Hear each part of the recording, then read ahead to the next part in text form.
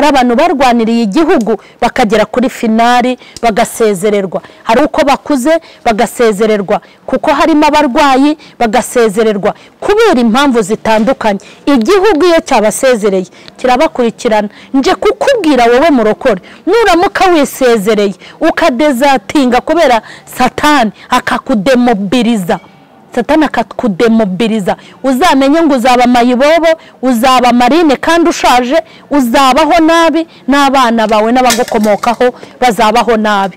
Waba ujya wicara mu nshuti zawe bakavuga uruzungu ntugire na kimwe utoramo, nuko hari ibanga bakurushije utamenye, bagutanze kumenya ishuri Action Driving and Language School. Reka nanjye nkwibira ibanga, gana ishuri ryacu Action Driving and Language School, ubashe kwivugira indimi nk'uwavukiyeyo: Igifaransa, Icyongereza, Igiswahili n'Igishinwa. Kuri baba ndi mwifuza kujya mu mahanga namwe, tubafite impamyabumenyi cyangwa se certificate nka TOEFL, IELTS, DEF na TEF. N'abakeneye kwiga computer ntago twabibagiwe. Action Driving and Language School kwigisha amategeko y'umuhanda kubashaka provisoire, kwigisha gutwara ibinyabiziga kubashaka perime kandi mu gihe gito. Wadusanga mu mujyi wa Kigali mu nyubako ya Shike muri etage ya mbere umuryango 45C, cyangwa se ukaduhamagara kuri 078 72 46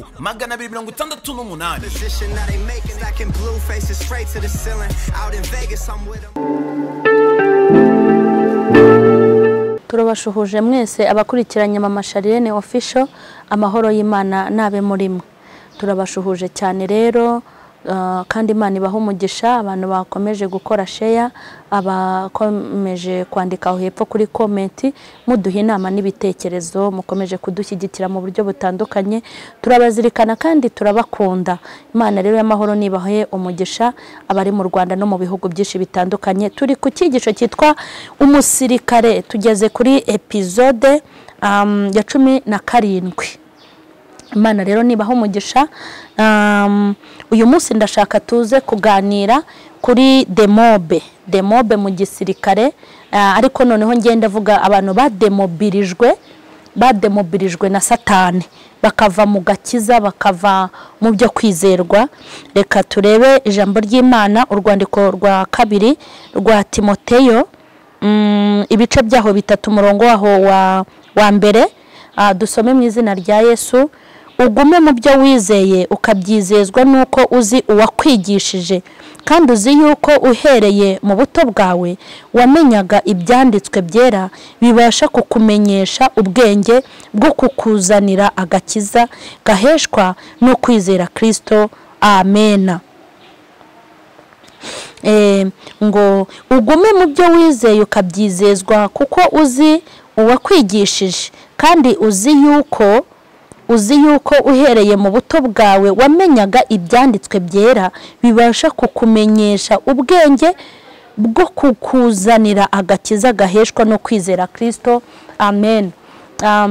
Ndashaka umunsi tuganire kuri demobe, ari abantu bademobirijwe na Satani. Ubundi mu gisirikare gisanzwe demobe niryo zina nshaka gukoresha, ariko mu bisanzwe ntago bakitwa abademobe, ni ingabo zavuye ku rugerero. Nimba nibutse neza ngira ngo niko babita, ariko ngewe ndashaka gukoresha demobe muri ibi bintu bya Kristo mbariko mbyita.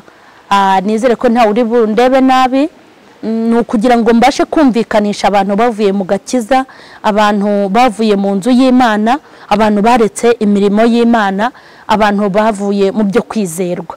Mureke rero mbabwire, iri jambo dusomye hano mu rwandiko Paulo yandikiye Timoteyo, ariko umwinginga amubwira ngo ariko wehoho nizere ko utazamera nk'abandi bose, ugume mu byo wize ukabyizezwa.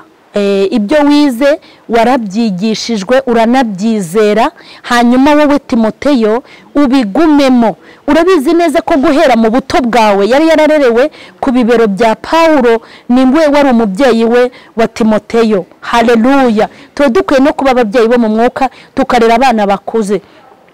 Paulo yaramaze kubona ko abantu benshi bari kugenda babivamo, bari kugenda bava ku nyigisho ze, bari kugenda bafata ubundi buyobe. Haramuhugura ngo wowe Timoteyo ntuzamere nk'abandi, ntuzabivemo, ntuzayobe, ntuzahindura inyigisho, uzagume mu birimo imwe wize. Urabizi ko guhera mu buto bwawe cyagiye wari umaze gukizwa, wabashaga kumenya ijambo ry'ukuri, ukabasha kumenya n'ijambo ry'ibinyoma. Wowe rero ugume mu byo wize, cyane kuzi n'uwo kwigishije. Imana nihabwe icyubahiro.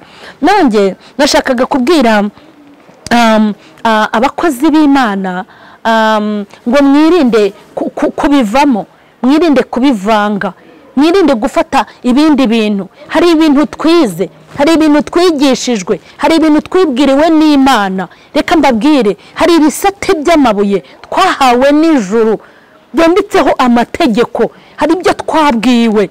Wibuke mu buto bwawe cyagiye igihe uhamagarwa ntabwo wabaga mu kigare, ntiwagenderaga mu kivunge. Hari ibintu waziririzaga, hari ibintu utemeraga.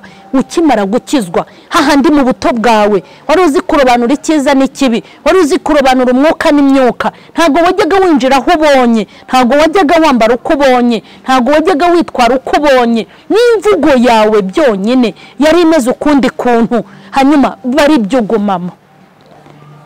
Aho wigiye urahazi, uzi ko wigishijwe n'ijambo, wigishijwe n'umwuka wera. Aho wasengeraga urahazi, cya gihe utarabivanga.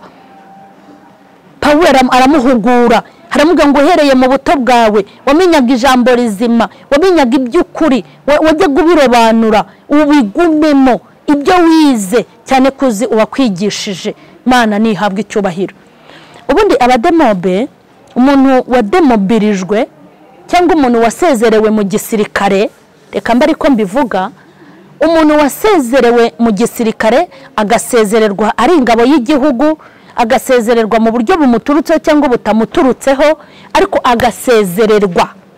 Ikintu cya mbere bamukorera ni ukumupangira uburyo azabaho asubiye muri bwa buzima, kuko yarwaniriye igihugu.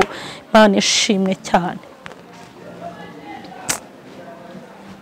Kuko yarwaniriye igihugu, kuko atigeze agambanira igihugu, kuko yaraye amajoro kubw'igihugu, kuko yitanze kubw'igihugu.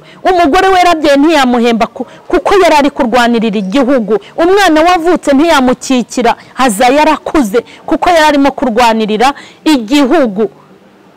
Yaryamye mu ishyamba, aryama mu bihuru, yariye uko atagombaga kuba, yari yarahinduye ubuzima, ari kurwanirira igihugu. Iyo bamudemobirije, ikintu cya mbere bamutekerezaho ni ukuzamusubiza mu buzima busanzwe, ntagende ngo ajye kuba umujura. Bamutegurira ubuzima, bamutegurira ukuntu azabaho, bakamutegurira imishinga, bakamutegurira imperekeza, bakamukora mu ntoki, bati warwaniriye igihugu neza.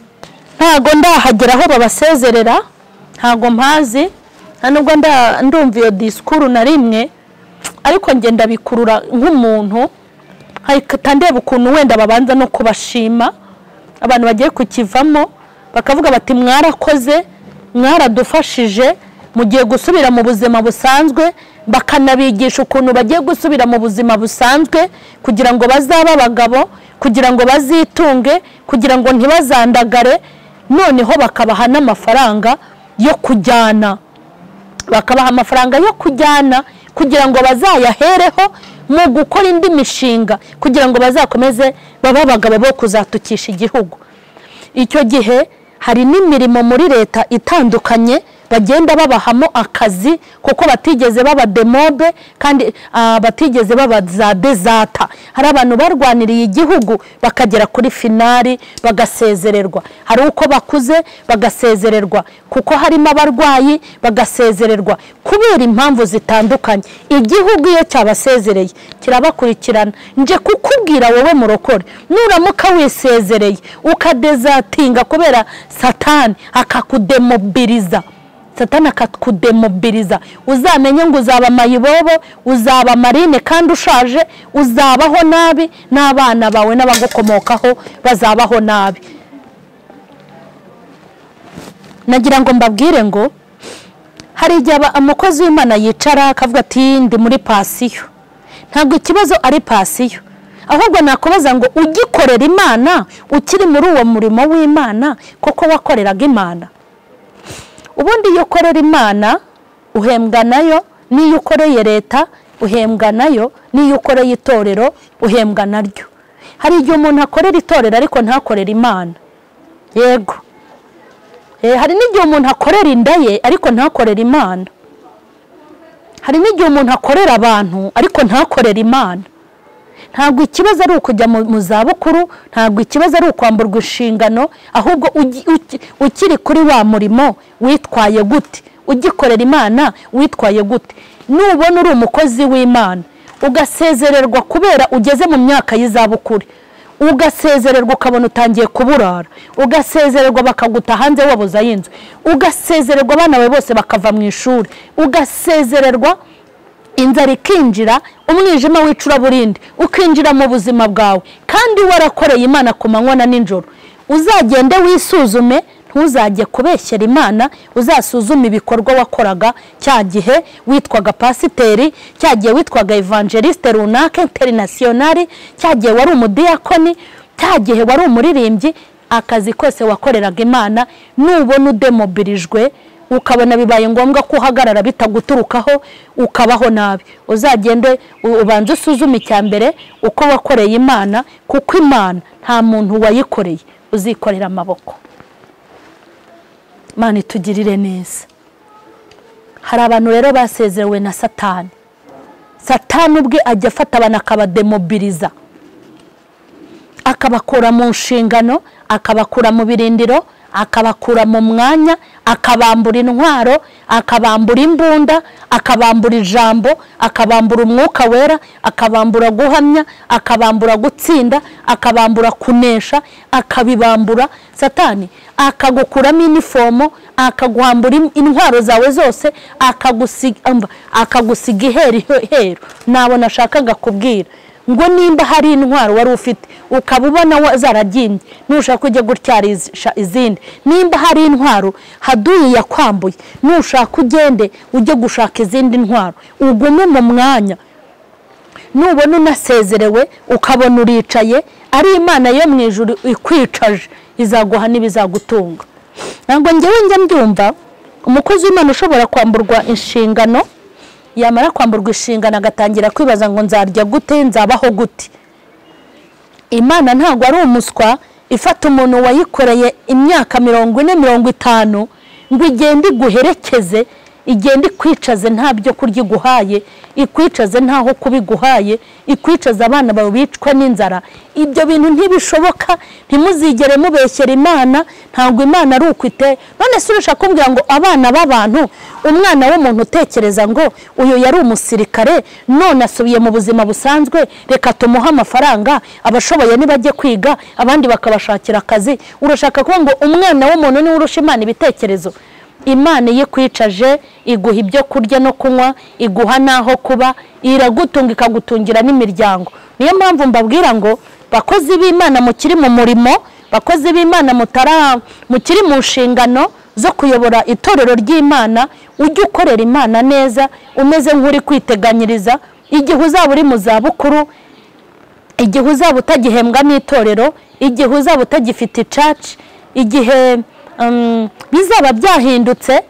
Ntibari kugenda bafunga amatorero se, wasanga n'iryawe rizafungwa, wasanga hari inzira nyinshi bizabamo ntiwongere kugira itorero, wasanga nawe uzicara, wasanga uzasezererwa, wasanga uzahagarikwa kubera imyaka ugezemo.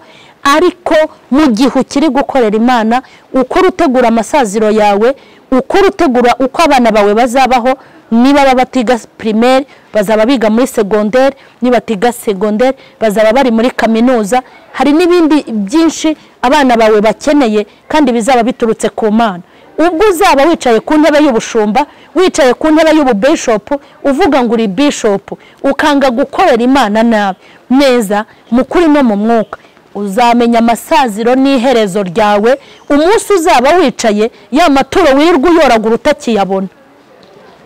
Se nubona ko abantu bari kugenda bagira imibare iruti yanyu, abakristo bari kugenda bagira imibare y'ubusambo n'ubuyuku, banga gutanga amaturo n'icya 10 kuko turi gukorera mu isi y'umwijima.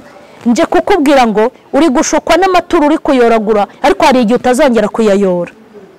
Uri gushukwa n'abaguhamagara kuri telefone bakaguha ayo maturo mwirirwa mubaka, uri gushukwa nabo uri gusengera.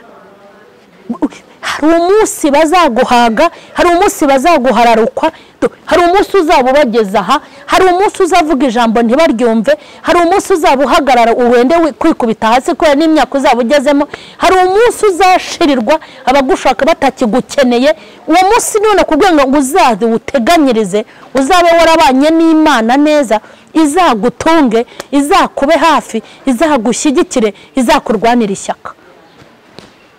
Nakwinginga nga wowe ukicaye ku ntebe, wowe ugifite impano yo guhanura ukaba ukibikora, wowe ugifite itorero uyoboye, wowe ukifite itorero ubereye umushumba, wowe ugifite korari, wowe ukivuga ubutumwa ufite mikoro, nakubwiraga ngo ni mube mu nyungu z'Imana kugira ngo umunsi uzaba wademobirijwe n'ibintu byinshi ushobora kuzaba. Reka nkubwire, ugira ngo se abagendera mu kagare ntibari bafite amaguru abiri?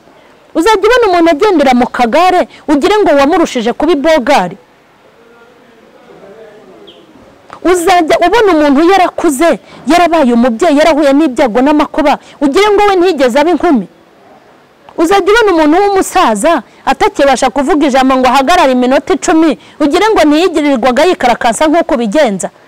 Nje kukubwira ngo teganyiriza iherezo ryawe, teganyiriza amasaziro yawe, teganya ukorera Imana neza, aho uri mu rusengero rwawe, aho usengera, aho uteranira, aho ufite itorero, korera Imana neza.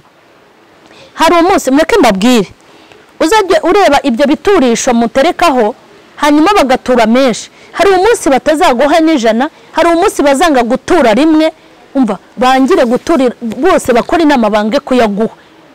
Hari n'umunsi uzaba utakiyoboye, hari umunsi uzaba utakira umushumba, hari umunsi uzaba utakira pasiteri, hari umunsi uzaba utakira umuvugabutumwa, hari umunsi uzaba utakira umuhanuzi, hari umunsi bazaguhaga baharara abandi nk'uko baharara. Uri kumva? Uwo munsi urahari. Uwo munsi rero niwo wa munsi Imana izafata ipima imirimo yawe, irebe ukuntu wirirwa wese koroka. Noneho ntago uzatuma ivuguza, uzatuma n'isazi, kuko abantu bazakwanga n'Imana yo mu ijuru ikwange. Ariko abantu nibakwanga, Imana izagukunda, izabana nawe, izagireba ukuntu wabwirizaga mu kuri no mu mwuka, Imana igupangira ibizagutunga, izagireba ukuntu watambitse urwana ishyaka ry'umurimo, Imana iguhembure. Imana izajya yitegereza irebe ukuntu wagiraga ishyaka kugira ngo abantu bazajye mu ijuru, Imana yivange mu byawe. Ariko nibona warabaye akayuko, ikabona wabaye igisambo, ikabona wayiteranyije n'abantu, iminsi izakurya, iminsi kubabaze, n'Imana ifatanye n'iminsi, ifatanye n'abakwanga, ifatanye n'uburwayi, ifatanye n'ibihe bibi urimo, bizakubere bibi. Nakubwiraga rero ngo uzifuze nudemobirizwa, ntuzademobirizwe na Satani, ahubwo Imana izakugire demobe ubwayo kandi izakuzigamira ibizagutunga. Nk'uko abana b'abantu bibuka abantu babagiriye neza bakabibahembera, Imana nayo izaguhemba. Nje kukubwira ngo intebe wicayeho uyu munsi menya ko utazagoma kuyicaraho, mikoro ufite menya ngo ntago uzayigumana, icyubahiro ufite menya ngo ntuzakigumana mu rusengero. Narinje kukubwira ngo izina witwa uzaryamburwa ryitwe n'abandi, guhitinga ufite uzabyamburwa hahitinga abandi. Aho wari wicaye hari abandi, kandi hari igihe uzububa, hari igihe uzaba muzehe, hari igihe uzaba mukecuru, hari igihe uzatapoze ute na pozisiyo, hari igihe bazaguhararukwa. Nje kukubwira ngo teganya ukorera Imana neza mu kuri no mu mwuka. Tugiye gusenga. Fasha abakozi bawe wahaye inshingano Mana, fasha abakozi bawe wahaye umurimo, fasha abakozi bawe wagabiye, fasha abakozi bawe wahaye inkoni, fasha abakozi bawe ufashe itorero, fasha abakozi bari hirya no hino, ubahe gukora mu kuri no mu mwuka, ubahe gukoresha igihe cyabo nk'uko bikwiriye, kandi bagikoreshe neza nk'uko byemera, bagikoreshe neza nk'uko bishaka, kugira ngo buri wese intebe yicayeho ayikubahireho, ayiguhesherezeho icyubahiro, kugira ngo ku munsi w'ibyago n'amakuba, ku munsi isi izaba imuhindutse, ku munsi umwana w'umuntu azaba amuguye nabi, uzitamurure ku buzima bwe. Tanga imbaraga hirya no hino, urengera abakozi bawe, urengera itorero, urengera abana bawe aho bava bakagera mu isi yose, ubashyigikire kandi ubaramburire ikiganza cy'ineza n'imbabazi. Tanga imbaraga n'amavuta, tanga gukanguka no guhuguka, abantu bawe bamenye iby'iminsi n'ibihe kandi bamenye ko kuza kwawe kwegereje. Cyubahiro n'ikibi cyawe mu izina rya Yesu Kristo, amen.